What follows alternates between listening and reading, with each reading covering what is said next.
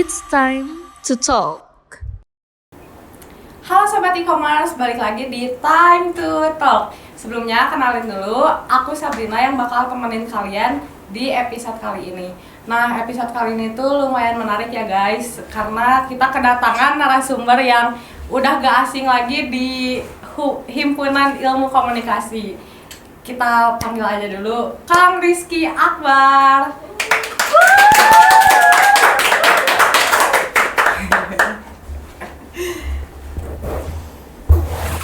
Halo Kang Kibar. Halo.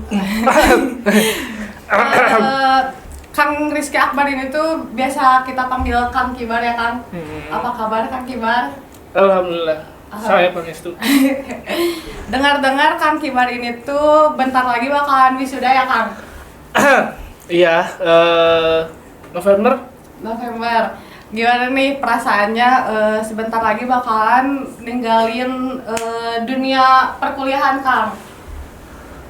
Rasanya dibilang sedih ya karena kan 4 tahun bukan waktu sebentar ya. Apalagi ya pokoknya selama perkuliahan itu banyak banget pembelajaran yang diambil lah, kayak nambah pola pikir segala macam, itu ya bikin ya banyak kesannya sih gitu. Sebelum kita lebih jauh ke wisuda Kang, kita tarik mundur dulu, kita flashback dulu tentang pengalaman Akang di himpunan mahasiswa. Kan kebetulan Akang itu selama kuliah tuh sempat menjabat di himpunan mahasiswa ya Kang. Ya kalau boleh diceritain dulu Kang. Ya kebetulan di himpunan tuh, jadi kan kuliah tuh 4 tahun ya, himpunannya 3 tahun setengah.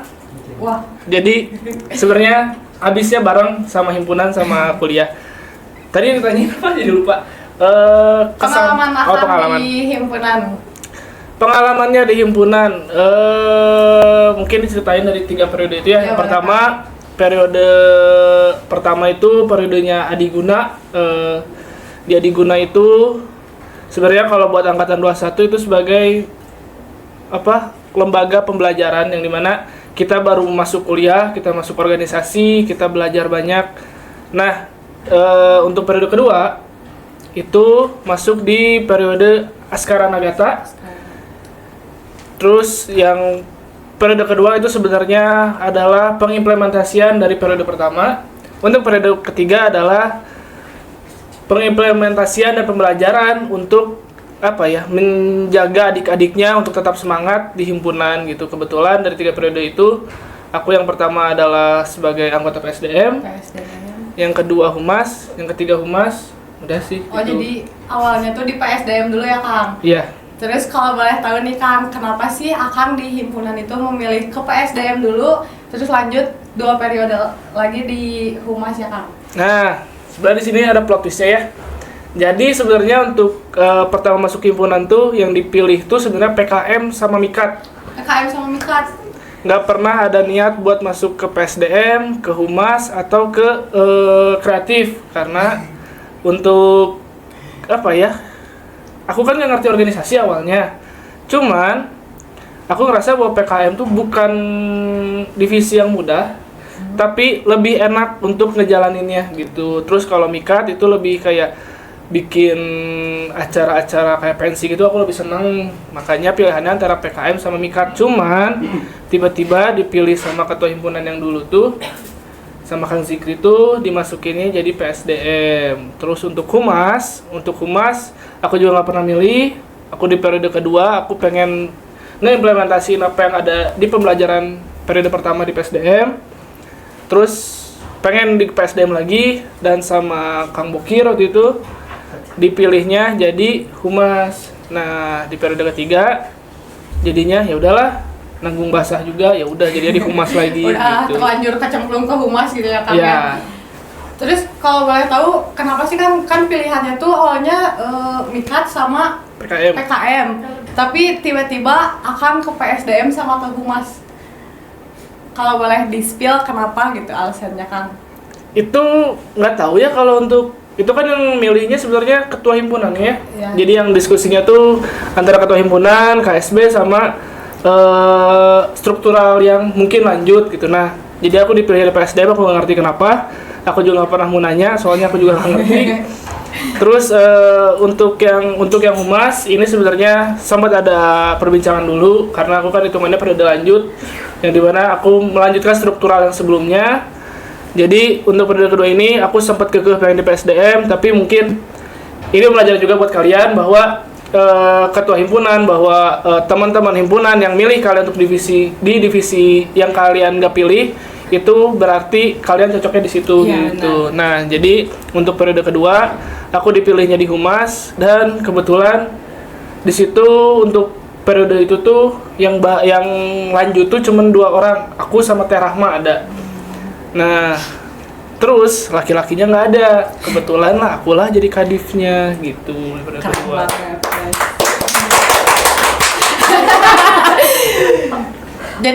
jadi yang paling ganteng ya kan di situ ya kan? Enggak, akhirnya ada Kang Bisma sama Kang Helmi lah. Ada Kang Helmi yang lebih ganteng ternyata.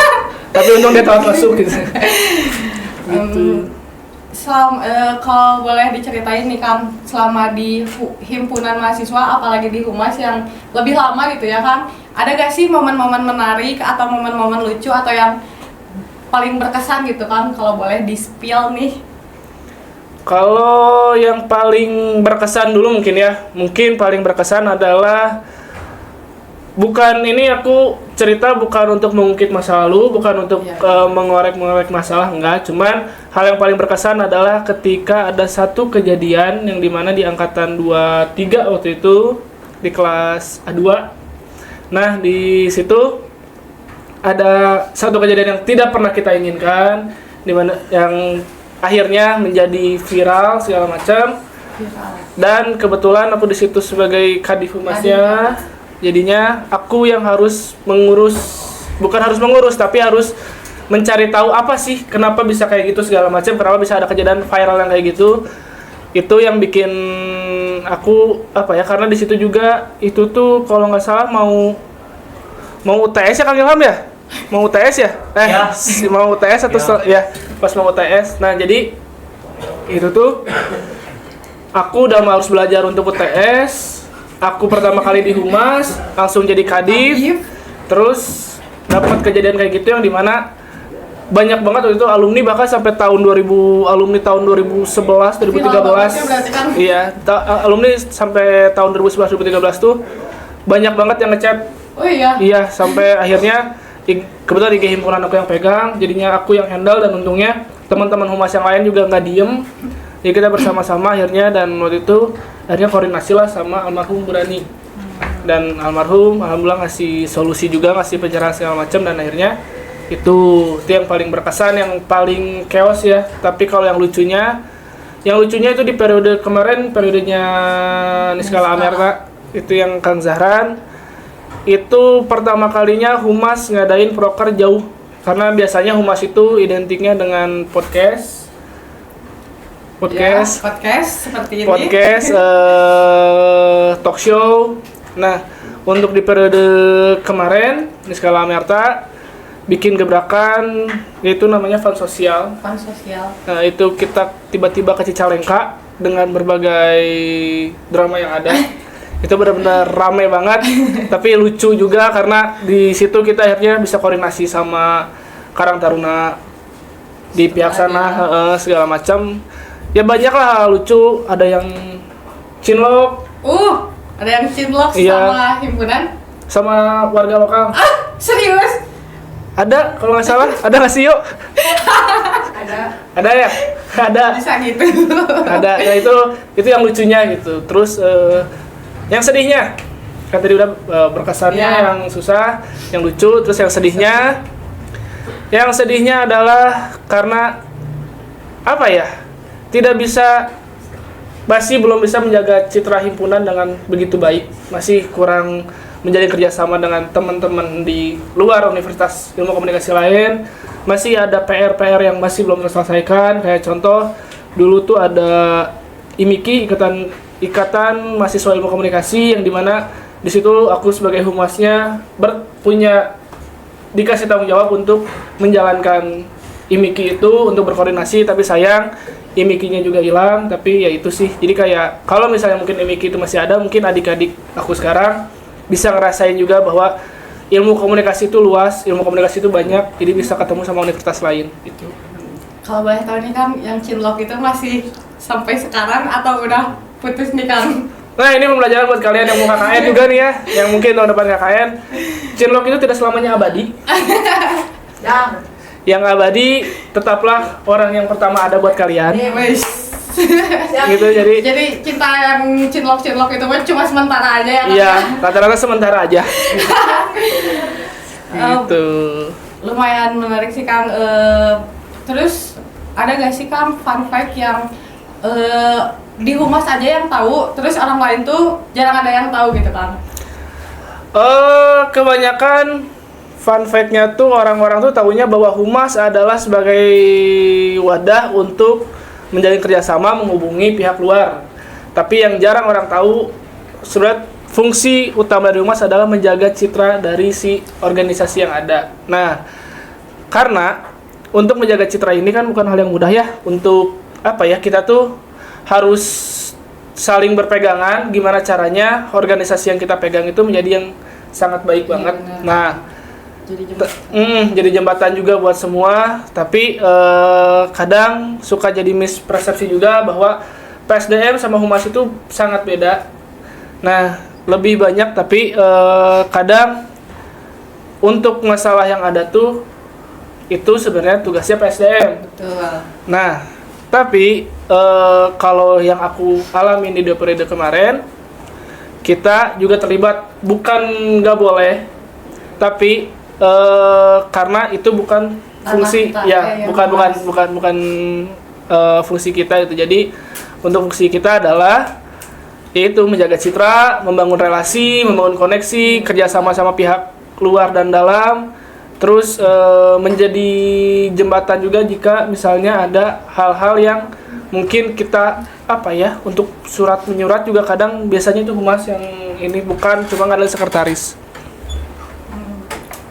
Ya jadi karena Kang Kibar udah ngalamin di PSDM dan di humas ya Kang, jadi tahu gitu ya tupoksi humas kayak gimana, tupoksi PSDM seperti apa. Jadi teman-teman yang lagi aktif di himpunan boleh nanti ini jadi bisa inspiratif juga ya buat teman-teman.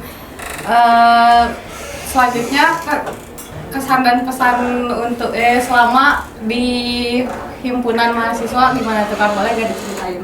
Kesan dan pesannya, yang pertama adalah mungkin kesannya karena aku dari SMP, SMA aku nggak pernah ikut OSIS.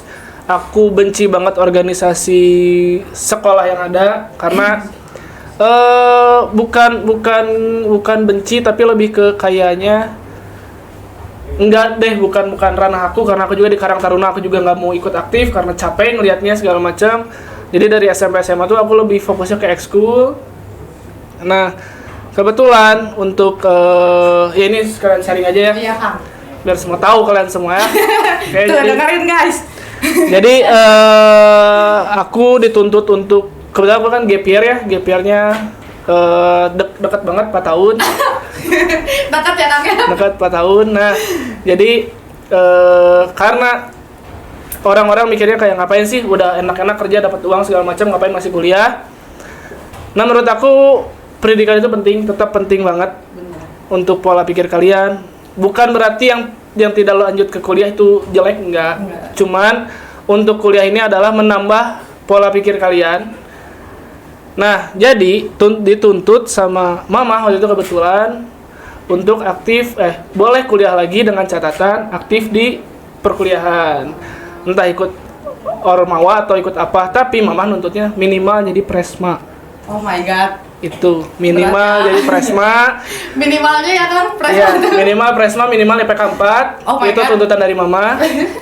Terus jadinya mau nggak mau ikut ke himpunan. Kebetulan ikut himpunan pun sebenarnya awalnya dijebak karena waktu itu aku KM kelas, aku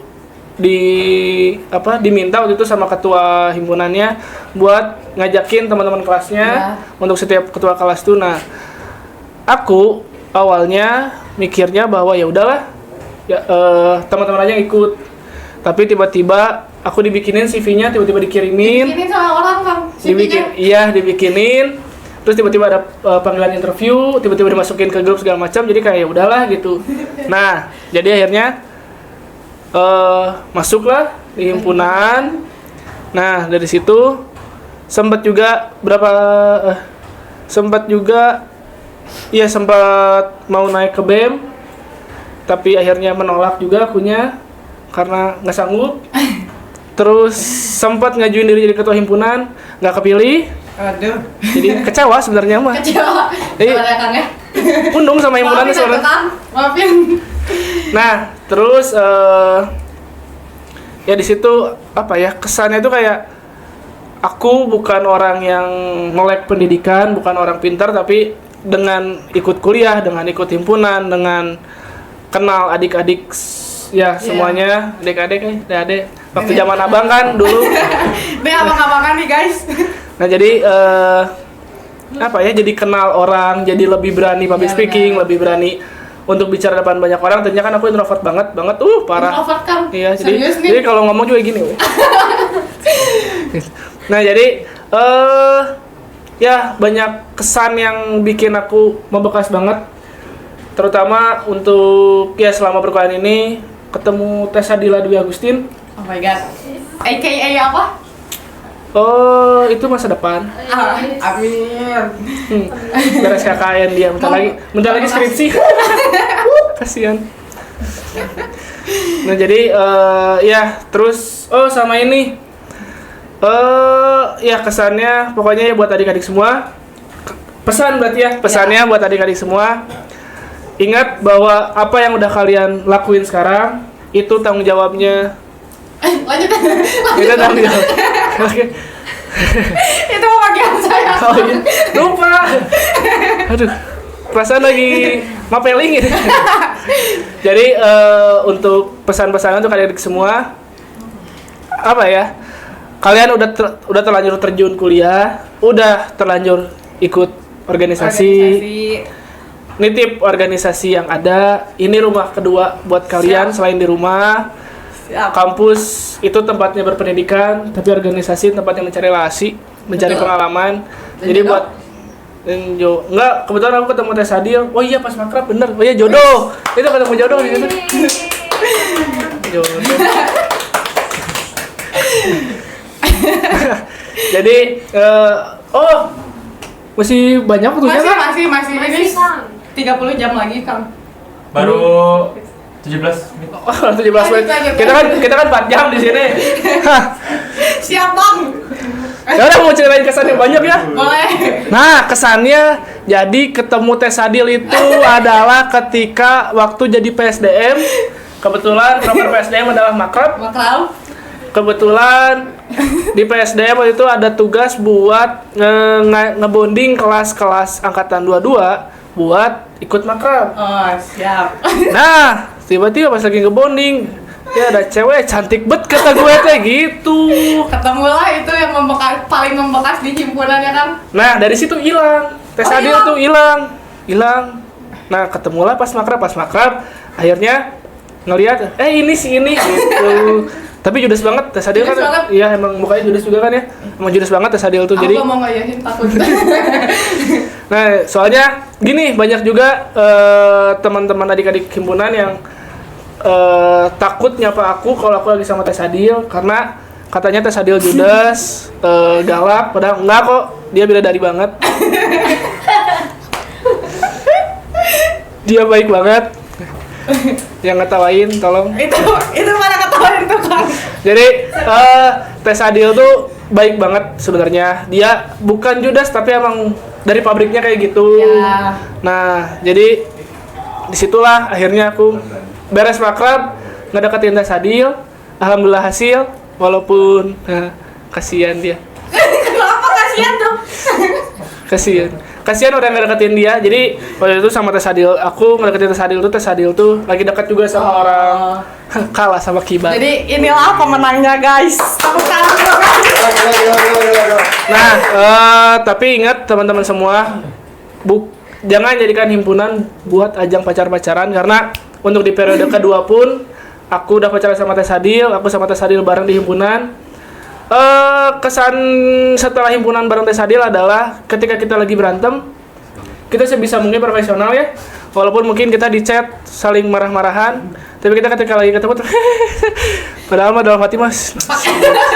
Pakai topeng jadinya kan. Iya, cuman ya itulah karena nanti untuk kalian seprofesional itu juga nanti kepake di dunia kerja. Ya pokoknya buat teman-teman adik-adik di himpunan, ya makasih banyak. Aku lihat banyak banget sekarang malahan. Ini ngomongnya kesana sini biarin ya. Gak apa-apa Kang, gak apa-apa. Masih banyak kan waktunya guys? Masih aman. Serius? 20 menit.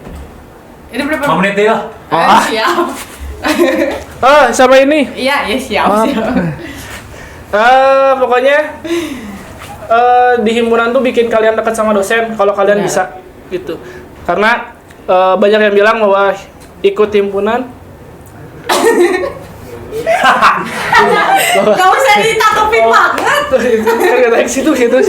Buat banyak yang bilang ikut himpunan itu katanya ngerusak akademik, nilai segala macam. Alhamdulillah selama aku ikut himpunan, aku ketemu dosen-dosen yang baik-baik banget kan di Ikom ya. Baik banget. Nah, serius ini baik banget. Iya. Ada beberapa dosen yang bahkan kenal aku karena himpunan, dan alhamdulillahnya aku nggak pernah dapat nilai kurang dari A dari dosen-dosen, beberapa dosen-dosen. Jadi kayak keren banget. Keren banget guys.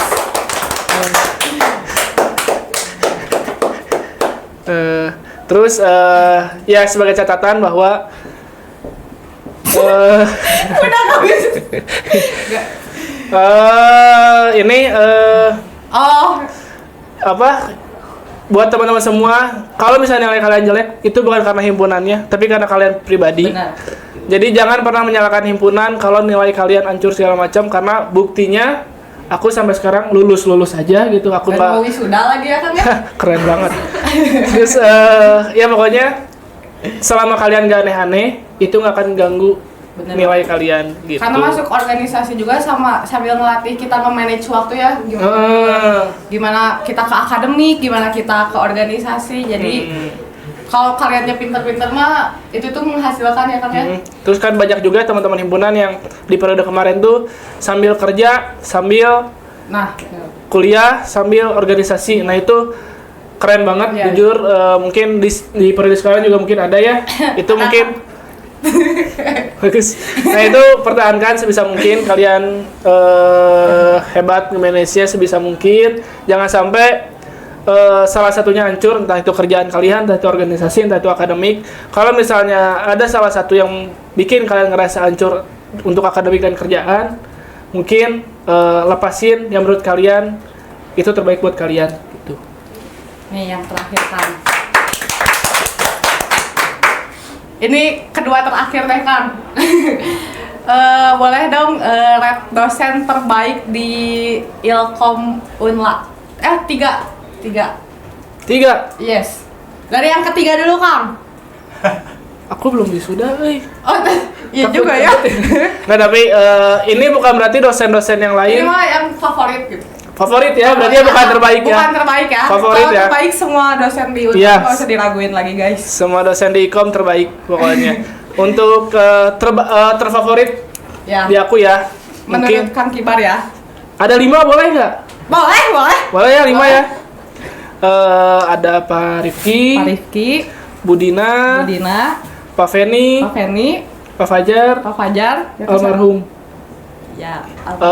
Kenapa almarhum terbaik? Karena aku ngerasain ada dua kaprodi selama kuliah selama 4 tahun, dan almarhum adalah kaprodi terbaik ya, yang selalu ngedengerin keluh kesah mahasiswanya, selalu ngedengerin cerita-cerita mahasiswanya, yang bahkan selalu ngasih senyuman ketika kita datang. Walaupun tugas almarhum ketika masih ngejabat itu sibuk banget, tapi beliau masih hebat banget lah. Makanya untuk almarhum ini ya terbaik banget ya. Mungkin itu alasannya dipanggil Tuhan, karena tugas dia udah selesai, karena dia udah terlalu baik lah di dunia. Buat sedih Jadi sedih ya kan. Buat pertanyaan terakhir nih, ini lumayan serius nih kan.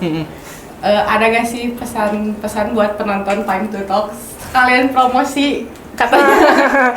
Kalian promosi di akhir. Oh ya itu. Oke. Jadi ini gebrakan yang luar biasa karena setelah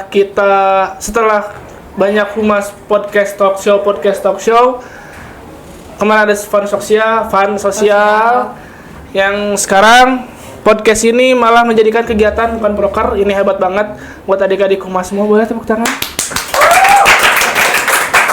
Yang pastinya bangga banget sama teman-teman humas yang sekarang.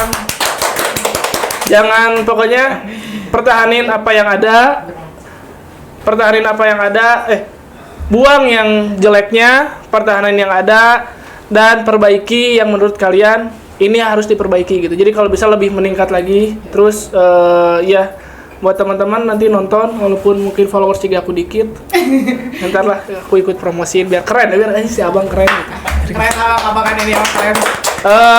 Ya sama ya mungkin itu sih. Pokoknya kalau kalian mau diskusi segala macam boleh, jangan pernah takut. Aku walaupun pernah jadi monef. Iya, nih kebetulan ini monef nih dulu waktu aku mapeling. Aku mungkin angkatan 23 sama 22 mah tahu ya.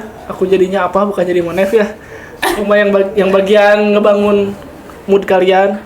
Nah, jadi sok jangan takut kalau emang mau diskusi, nggak apa-apa. Aku juga nggak akan ngatur, nggak akan ngintervensi.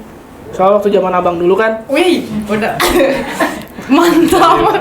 Nggak, jadi kalau emang kalian mau perlu saran segala macam, aku masih siap banget. Silahkan. Abang masih ada nih ya? Iya, masih ada sebelum nanti jadi anggota DPR. Wih, semoga amanah ya abangnya. Iya, kita enggak deh, tuh nanti. Ya mungkin gitu aja. Kalian hebat, sekali lagi tepuk tangan buat humas, buat teman-teman himpunan, buat kreatif. Makasih banyak yang selalu ready. Buat teman-teman penonton Time to Talk, jangan lupa masuk UNLA, universitas terbaik. Visip, Ikom. Kalau kalian mau jadi reporter, jurnalis, masuk ke semuanya kan ya? Bisa ya mah. Jangan takut ditangkap. Mungkin episode kali ini disudahi aja. Makasih Kang Rizky Akbar. Siap. Semoga dari cerita di episode hari ini bisa jadi motivasi buat teman-teman penonton Time to Talk. Saya Sabrina pamit undur diri. See you di next episode. Bye bye.